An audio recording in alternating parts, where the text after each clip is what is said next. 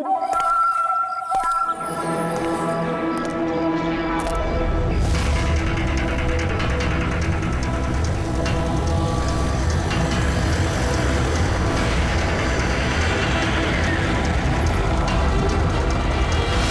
भाई, गाड़ी आगे ले।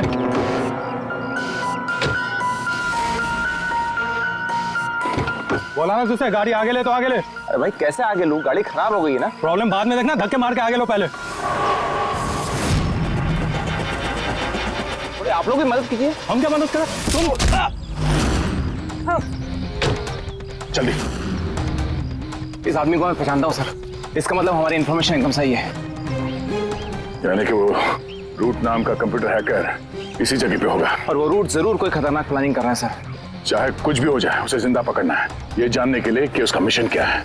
और इस मिशन में तुम दोनों साइबर कॉप की आगे भी जरूरत लगेगी। तुम यस सर। यहाँ बाहर गेट पे खड़े रहना। Okay sir. नजर रखना। चलो।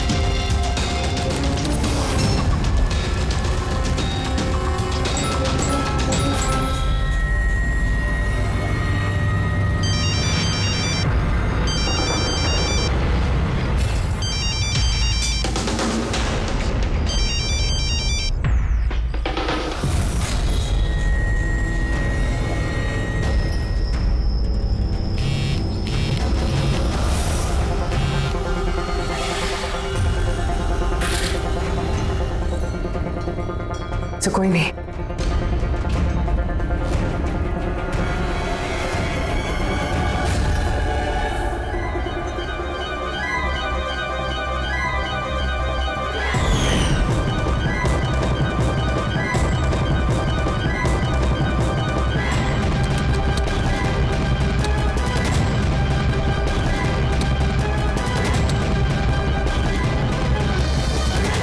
आप रेडी? सर सब जगह देख लिया, यहाँ पे कोई नहीं है। खबर तो गलत नहीं हो सकती, यहीं कहीं होना चाहिए। चलो देखते हैं।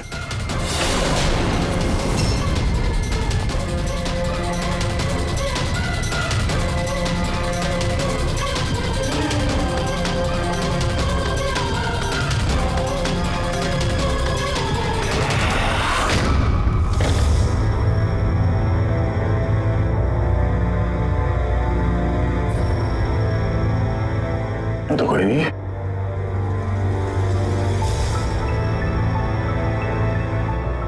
शहर अभी भी गर्म है, लगता है यहाँ पे कोई था अभी। मगर सर एंड मौके पे भाग कैसे निकला? सर हम लोग तो चारों तरफ से बंगले के अंदर घुसे, किसी को बाहर भागते हुए नहीं देखा है। सर हाँ? सर ये मॉनिटर देखिए। सर ये तो घर के आसपास की फुटेज चल रही, कहीं वो हमें देख के भाग तो नहीं गया?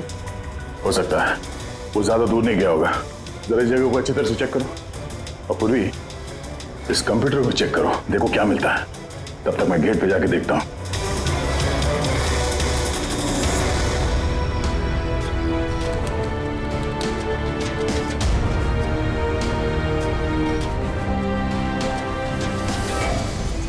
महेश, महेश। Yes sir. ये रोड अंदर नहीं है, लगता भाग गया। तुम यहीं पे खड़े थे? सर मैं यहीं पे खड़ा था, मैंने किसी को नहीं भागते हुए देखा। तो ऐसा कोई नहीं किया बाहर? नहीं सर। मेन गेट से तो कोई बाहर गया नहीं, पता नहीं ये रूट कहां से चला गया। सर बाहर पीछे की तरफ एक गेट है, शायद वहीं से भाग गया होगा। सर वो कंप्यूटर पासवर्ड प्रोटेक्टेड है, ब्यूरो ले जाना पड़ेगा। सर ये रूट जरूर अपने उसी खतरनाक मिशन को पूरा करने में लगा होगा। ये रूट को किसी भी हाल में जल्द से जल्द ढूंढना होगा। एक मिनट।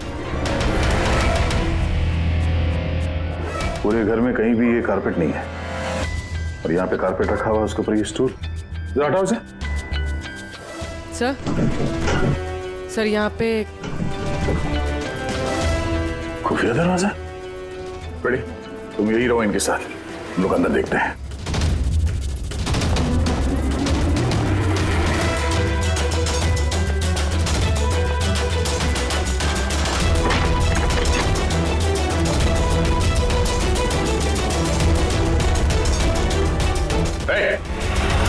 अब अगर अपने बचाव में कुछ कहना चाहती हो तो यही वक्त है। मुझे कुछ नहीं कहना, जो भी कहना मेरा वकील कहेगा। सर हमने इस रूट का कंप्यूटर सिस्टम एक्सेस कर लिया है और इंक्रिप्शन में भी सफल हो गए हैं। कुछ पता चला? हाँ सर इसने पिछले कुछ दिनों में इंटरनेट पे भयानक वीडियोस पोस्ट किए हैं। डार्क वेब पर sir. Actually dark web internet की एक ऐसी काली जगह होती है सर, जहाँ पर हर मुजरिम अपने गैरकानूनी कामों को एक टेक्नोलॉजी की मदद से अंजाम देता है, जैसे हथियारों की तस्करी हो, किडनी की चोरी, या फिर किसी को मारने की सुपारी। सर ऐसा कोई भी काम नहीं है जो इस साइट पर नहीं होता है। समझ में ये बात नहीं आती, जब सब कुछ इतने खुले में होता है, सबको पता है, तो इसे रोकने के लिए हम कुछ करते क्यों नहीं? सर ये इतना आसान नहीं है। एक्चुअली इस साइट पर जाने के लिए आपको एक कंप्यूटर सॉफ्टवेयर की जरूरत होती है, जो चुनिंदा हाई प्रोफाइल मुजरिमों के पास ही होता है। जैसे कि ये रूट। Yes sir. और सर जैसे कि हमें पता है कि इस डार्क वेब पे आईपी एड्रेस और यूजर आईडी ये दोनों गुप्त रहते हैं। जरा दिखा कौन से वीडियो डाले हैं इस रूट ने।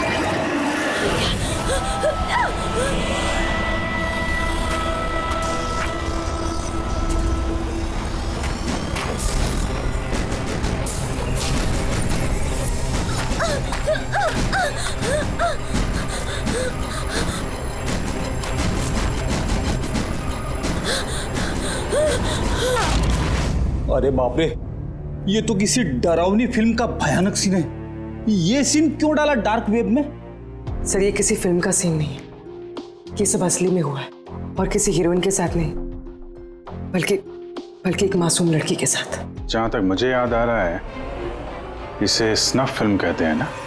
हाँ सर, बहुत बड़ी इंडस्ट्री है इन वीडियोस की। कौन है ये लड़की? मुझे नहीं पता। तुम जिम्मेदार हो इसकी मौत की? नहीं सर, मैं किसी की मौत की जिम्मेदार नहीं हूँ। मुझे तो बस पैसे दिए गए थे ये वीडियो डार्क वेब पे डालने के लिए, और मैंने बस डाल दिया। किसने दिए पैसे? मुझे नहीं पता। नहीं पता कहने से काम नहीं चलेगा। एक लड़की की जान गई है। सर मेरे यकीन कीजिए, ऑनलाइन पैसे ट्रांसफर किए गए थे मेरे अकाउंट में। किसने किए मुझे कुछ नहीं पता। पता नहीं है तो पता करो। कंप्यूटर की बहुत बड़ी महारथी हो ना, ये पता करना तुम्हारे लिए कोई मुश्किल काम नहीं है। पता करो। अभिजीत, अगर कोई इस तरह का फिल्म बना के अपलोड कर रहा है तो हमें जल्द से जल्द उस तक पहुंचना होगा जो ये मौत का खेल खेल रहा है। एक काम करते हैं, इस लड़की की फोटो सभी पुलिस स्टेशन में भेज देते हैं। एक बार पता चल जाए लड़की कौन है, सारा मामला साफ हो जाएगा।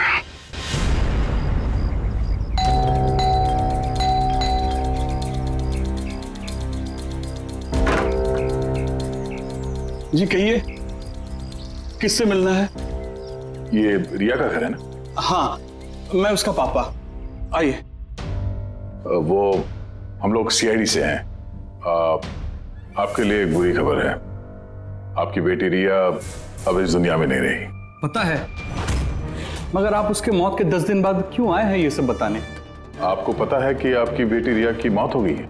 आप उस कार एक्सीडेंट की इन्वेस्टिगेशन के लिए आए हैं ना, तो आपको ये तो मालूम पड़ा होगा कि रिया का तो फ्यूनरल भी हो गया है। एक मिनट, आप किस कार एक्सीडेंट की बात कर रहे हैं? वही जिसमें हमारी रिया चल बसी है। शेयर टैक्सी में वो पुणे जा रही थी। नहीं, रिया की मौत कार एक्सीडेंट में नहीं हुआ है। ये क्या कह रहे हैं आप? एक मिनट, ये रिया है। हाँ, ये रिया ही है। एक्सीडेंट वाले दिन उसने यही कपड़े पहने थे। एक मिनट, सॉरी बाबू, लगता है कुछ कंफ्यूजन है। आप जरा बताइए कि आपकी बेटी रिया का कार एक्सीडेंट कैसे हुआ था? शेयर टैक्सी में वो पुणे जा रही थी, 7 और लोग भी थे उसके साथ। तो रास्ते में उसकी गाड़ी का बड़ा भयानक एक्सीडेंट हो गया। पूरी कार आग के लपटों में झुलस गई। मरने वालों के तो चेहरे तक पहचान में नहीं आ रहे थे। तो आप लोगों ने रिया को कैसे पहचाना? उसके सामान के जरिए बस हम उसे पहचान पाए। आपने ये नहीं बताया कि ये फोटो कब की है? वैसे हम लोगों को भी पता नहीं कि ये फोटो कब की है, पर पता चलते ही हम आप लोगों को बता देंगे।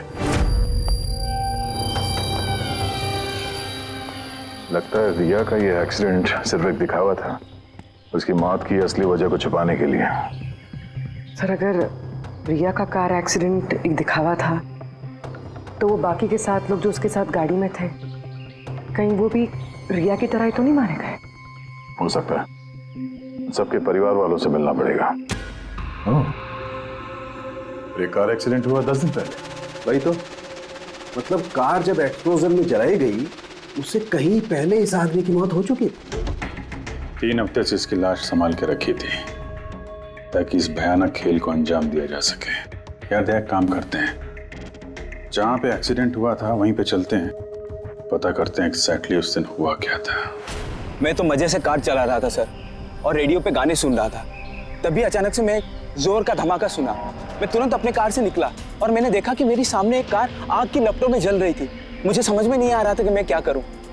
तो ये कितने बजे की बात होगी? सर, मुझे लगता है कुछ शाम के 5 बजे होंगे। है? ये कैसे हो सकता है? सर, एक सेकंड सर, ये टोल नाके की फुटेज देखिए सर। यहाँ पे तो गाड़ी 3:30 बजे क्रॉस हुई थी। फिर ये जगह वहां से 20 किलोमीटर दूर ही है सर। तो 20 किलोमीटर का सफर तय करने में 1.5 घंटे तो नहीं लगने चाहिए। रास्ते में कोई ढाबा होटल भी नहीं है, कोई चाय वाय के लिए रुक जाए जहाँ पे। एग्जैक्टली। तो उस हिसाब से गाड़ी को यहाँ पे 4 बजे पहुंच जाना चाहिए था, मगर यहाँ पे एक्सीडेंट हुआ 5 बजे। इसका मतलब है ये जुर्म इस 1 घंटे में ही हुआ है। तो गाड़ी को उस समय कहीं ले जाया गया और उन सबको उतार के उसमें 7 लाशें रख दी गई। और उसके बाद गाड़ी को यहाँ पे लाके ब्लास्ट करवा दिया। सब प्लान था। सर, ऐसा लगता है इन सब लोगों को वहीं लेके गए हैं जहां पर रिया को लेके गए थे, वो स्नफ फिल्म बनाने के लिए। जगह जल्द से जल्द ढूंढनी होगी यार। कुलवी ने SMS भेजा तो किसी पेड़ की फोटो है। हाँ पूर्वी। सर, ये पेड़ जिसकी फोटो भेजी है मैंने, इसे मोरिंगा ओलिफेरिया कहते हैं सर। हाँ सर, ठीक ऐसा ही पेड़ रिया वाले फुटेज में भी है। ये देखिए सर, उस फुटेज का स्क्रीनशॉट भेज रही हूँ मैं। सर, ये पेड़ महाराष्ट्र के 2 जंगलों में पाए जाते हैं। ये तो एग्जैक्टली वैसे ही पेड़ है। महाराष्ट्र के 2 जंगलों में? कौन कौन से जंगलों में? सर, एक जंगल है जो नासिक के पास है और दूसरा जंगल एक्सीडेंट वाली जगह से सिर्फ 1 घंटे की दूरी पे है, और इस जंगल का नाम है प्रीफिक्स फॉरेस्ट। जरूर ये मौत का खेल इस प्रीफिक्स जंगल में ही हुआ है। प्रीफिक्स फॉरेस्ट तो काफी बड़ा जंगल है यार, मीलों तक फैला हुआ है। फॉरेस्ट ऑफिसर की मदद लेनी होगी।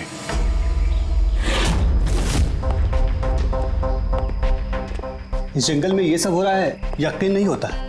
क्या आपकी इंफॉर्मेशन पक्की है ऑफिसर? पक्की नहीं होती तो यहाँ तक आते नहीं हम लोग। आप बताइए, कुछ हाल फिलहाल में ऐसी कोई घटना आप लोगों ने कुछ सुनी हो, कुछ देखी हो, जंगल के अंदर कुछ हुआ हो? बिल्कुल नहीं, और अगर ऐसा कुछ होता तो हम जरूर उस पर ध्यान देते। चलो कोई नहीं, फिर भी अपनी तसल्ली के लिए एक बार हम जंगल देखना चाहेंगे। श्योर। वैसे सर आप लोग पूरा जंगल देखना चाहेंगे क्योंकि मीलों तक फैला हुआ है ये, इसमें काफी वक्त लग सकता है। नहीं, हम पूरा जंगल नहीं देखेंगे।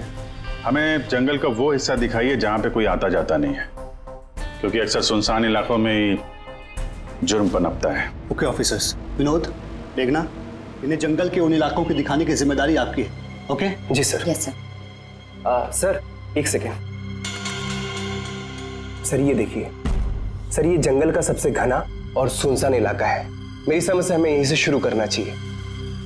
ठीक है, देखते हैं।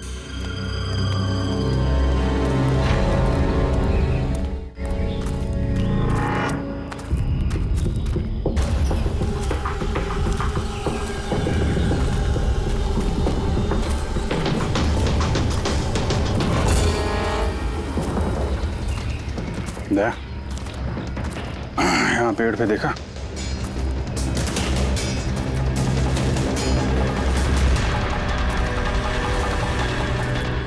छोटा सा कैमरा। मतलब हम लोग सही जगह पे आ गए हैं। यही वो जगह है जहाँ पे वो फिल्म बनाई जा रही है। कैमरा ऊपर भी है, उस तरफ बैंड है।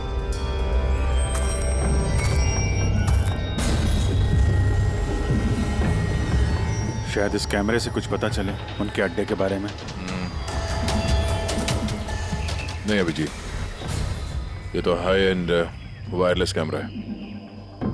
इसके जरिए पता लगाना मुश्किल है कि इसमें जो स्टोर्ड फुटेज है वो कहाँ से ब्रॉडकास्ट हो रहा होगा, और इस जंगल में पता नहीं और कितने कैमरास हैं।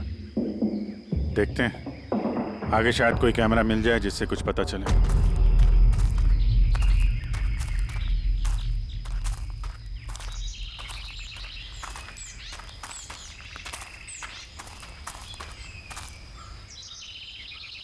सर, सही निशान देखिए।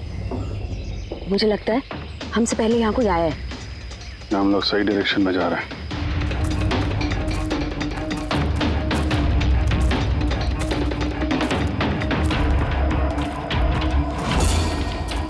सर, ये निशान यहीं तक है। सर, इसका मतलब उनका अड्डा यहीं कहीं है।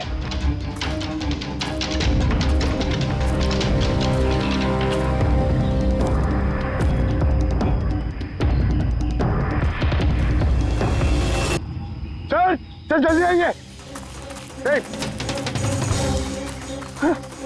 एक मिनट सर, एक सेकंड। घबराओ मत, हम लोग सीआईडी से हैं। उठो उठो। सर आप लोग सीआईडी से, मुझे बचा लीजिए सर।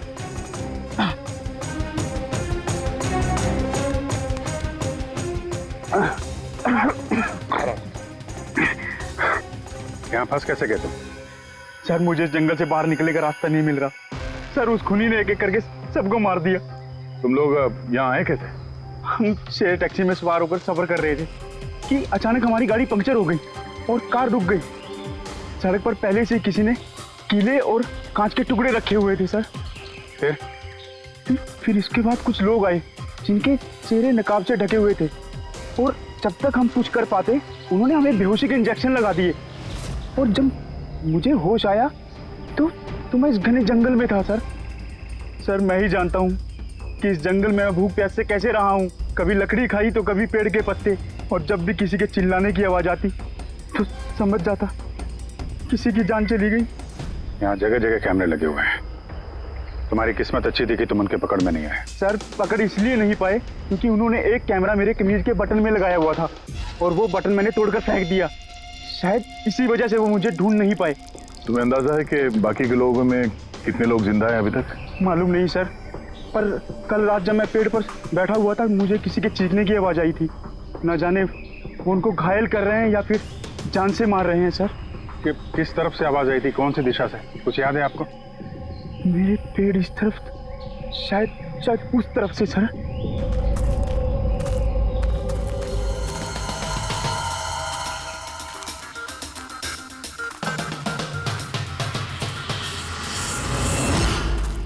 सर खून।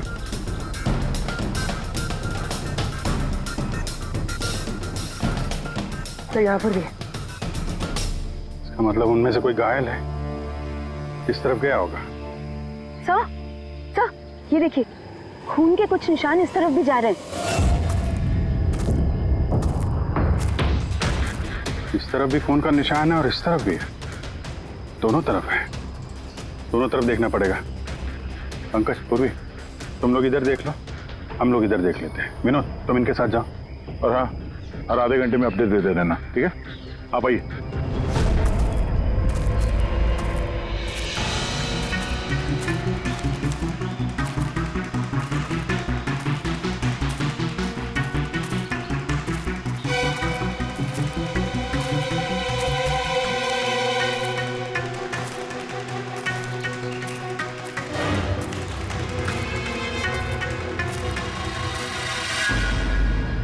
एक मिनट, वो क्या है?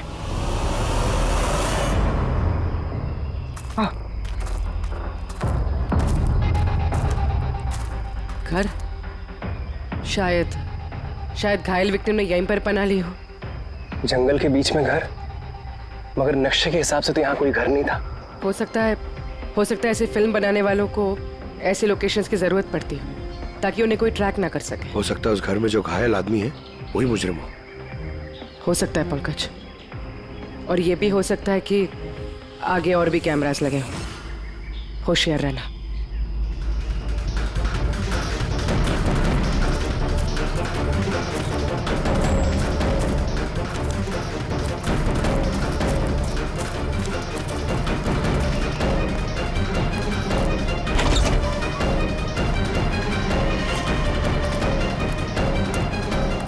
पंकज, टॉर्च।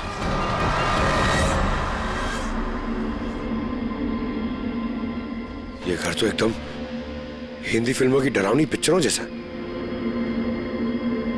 उस घायल विक्टिम को यहीं पर लाया गया है। वो आवाज सुनी? अंदर से आ रही है।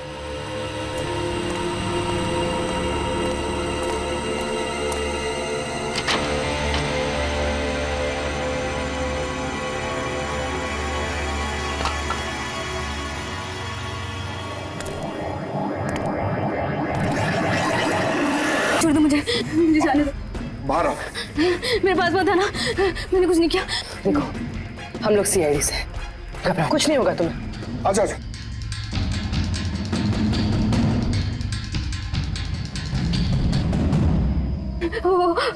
वो यहीं पे, वो यहीं पे।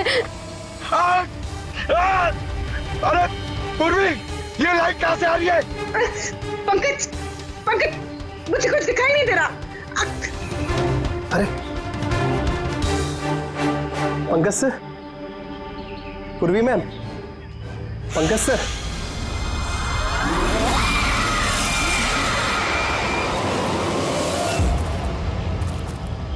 सर, खून के निशान तो यहाँ के खत्म हो गए।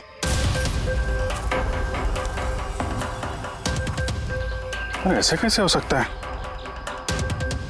घायल आदमी अगर यहाँ पर आएगा तो यहाँ से अचानक कैसे गायब हो जाएगा? शायद वो मुजरिमों के हाथ लग गया हो यहाँ इस पॉइंट पे पहुंचने के बाद। हो सकता है। पता नहीं मोहित के अलावा और कोई है जिंदा कि नहीं। 1 घंटा हो गया तो पूर्वी और पंकज का कोई फोन कॉल नहीं है।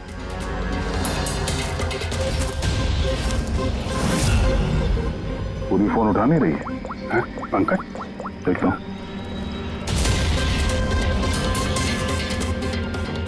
पंकज भी फोन नहीं उठा रहा है। और यार, किसी मुसीबत में नहीं है दोनों? चलो चल के देखते हैं। चलो। यहाँ पे खून इस तरफ गए थे।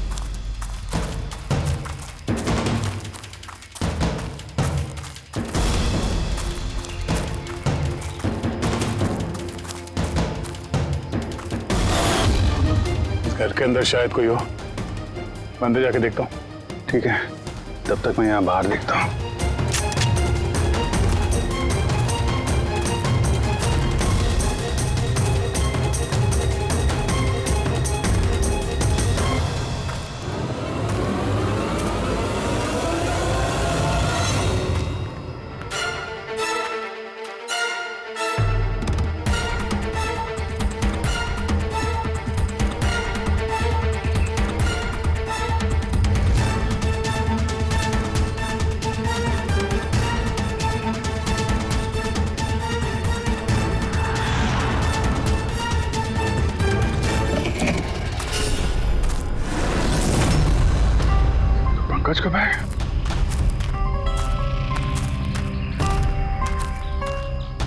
पंकज,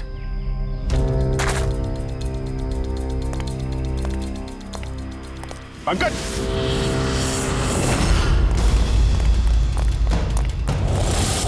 पंकज,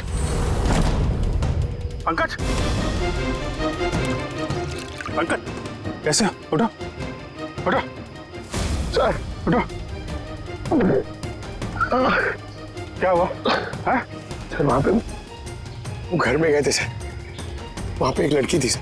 हाँ। सर बात ही कर रहे थे सर, पता नहीं एकदम से इतनी रोशनी आई सर कि कुछ दिखने नहीं, कुछ समझ में नहीं आ रहा था।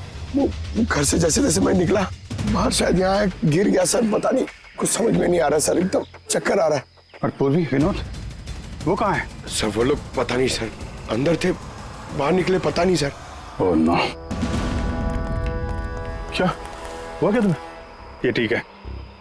पूर्वी और विनोद मिले? नहीं, उस घर के अंदर तो कोई भी नहीं। ओह गॉड, उन्हें कहीं कुछ हो ना गया हो।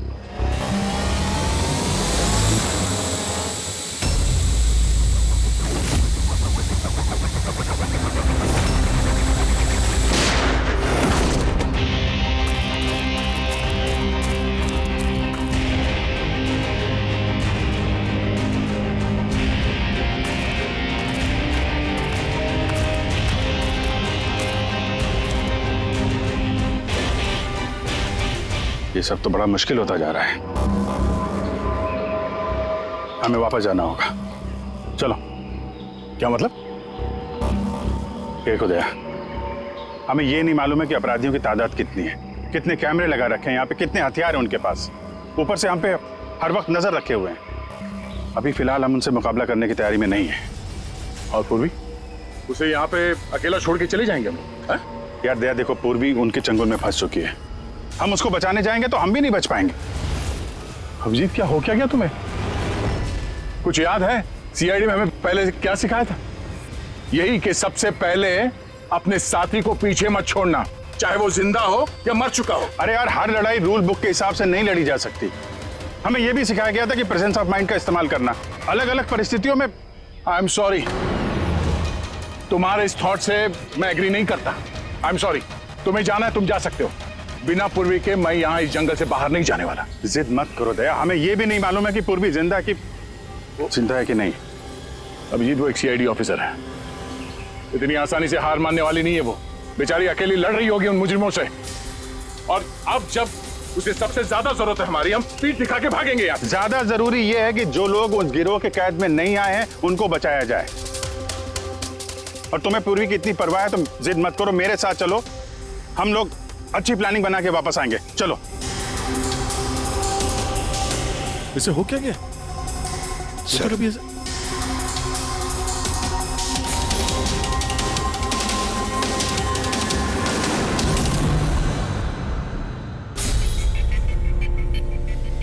सीआईडी के इतिहास में ऐसा पहली बार हुआ होगा कि सीआईडी किसी से डरकर दुम दबाकर भाग गई।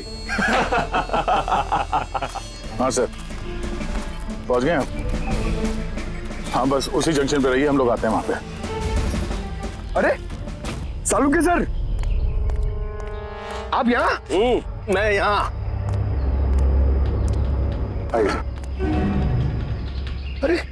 अरे तुम्हें क्या लगा हम लोग पूर्वी को ऐसे ही छोड़ देंगे जंगल में मरने के लिए? हैं? तो आपका और दया सर का झगड़ा झूठा था। जब अभिजीत ने वहां पे कैमरा देखा तो उसने मुझे इशारा किया। पता नहीं और कितने ड्रोन लगा रखे होंगे हम पे नजर रखने के लिए। जो आदमी उस कैमरे के जरिए हम पर नजर रखे हुए था, उसकी आंखों में धूल झोंकना जरूरी था, इसलिए। अब वो लोग ये सोच के बैठे होंगे कि हम लोग जंगल से निकल गए, थोड़े रिलैक्स भी हो जाएंगे। यही मौका है उन पे हमला करने का। अभिजीत, ये लो, ये तुमने मंगाया था। ये क्या डिवाइस है सर? ये जैमर है पंकज, आसपास इस एरिया में जितने भी कैमरे होंगे सब जैम हो जाएंगे। अब वो हम पे नजर भी नहीं रख पाएंगे। और ये ड्रोन पे जो कैमरा लगा है, इसकी रेंज 7 किलोमीटर सिर्फ। बैटरी तो खत्म होने वाली है। इसका मतलब अगर हम इसे नहीं पकड़ते तो ये वापस उनके अड्डे पे जाता बैटरी बदलने के लिए। जरा आईपैड निकालना, नक्शा निकालो उसमें।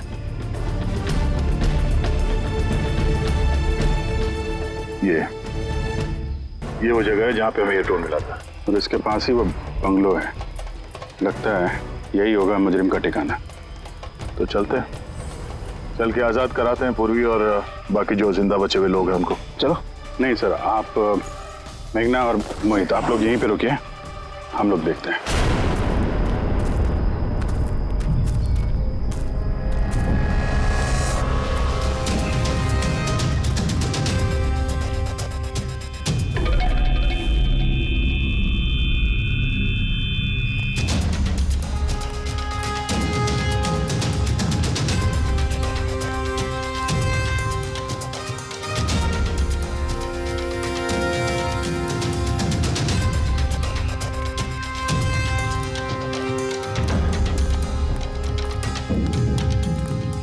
यार पूरा सिस्टम बंद कैसे हो गया?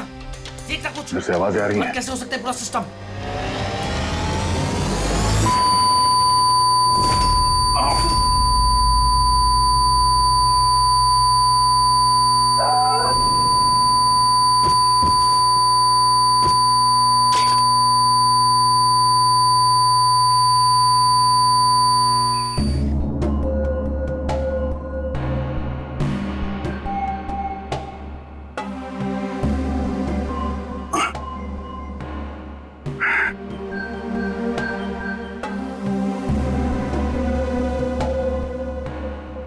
पंकज,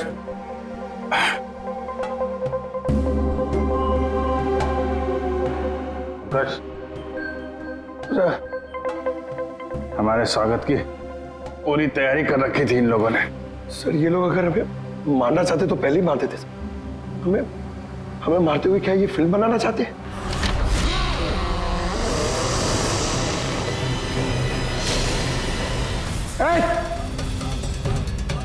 सर्च जाओ,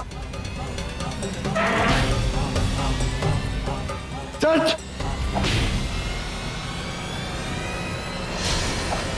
मैं हूं पंकज। पूर्वी,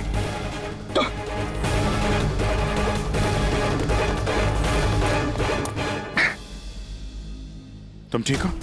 हाँ सर। वो लोग किधर हैं? सर उस तरफ।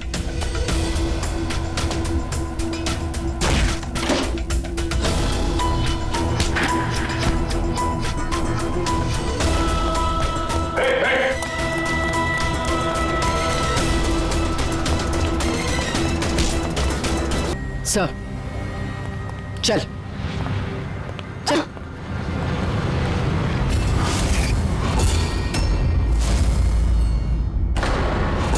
मेघना तुम? वाह, हमें तो लग रहा था कि हम मुजरिमों की आंखों में धूल झोंक रहे हैं। अब किसे पता था कि हम मुजरिम को अपने साथ ही लेके घूम रहे हैं। आप लोग यहाँ कैसे? किसने छुड़ाया आप लोगों को? सीआईडी को कैद करना इतना आसान नहीं। मौका देखते ही मैंने वो खिड़की तोड़ी और वहां से बाहर निकल गई।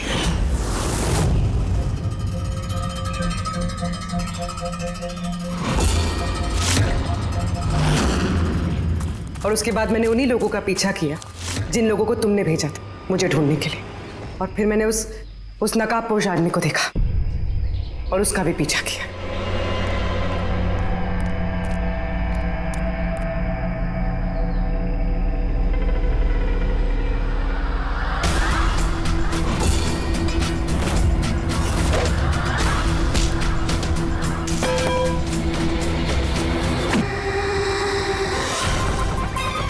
कुछ देर बाद जब मुझे होश आया तो मैंने देखा कि मगर इससे पहले कि मैं बाकी ऑफिसर्स तक पहुंच पाती, तुम्हारी उस सोनिक बूम वाली आवाज ने इन्हें बेहोश कर दिया था।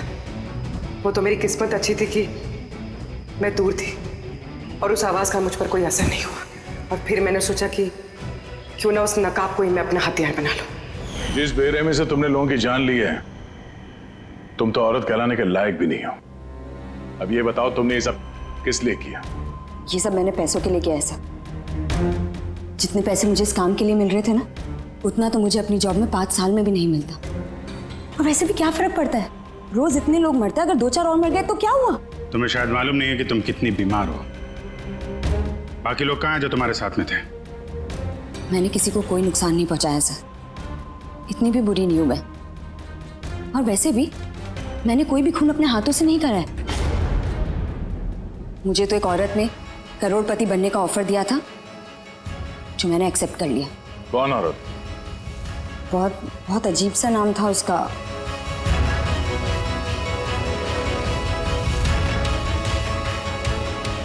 रूट। रूट?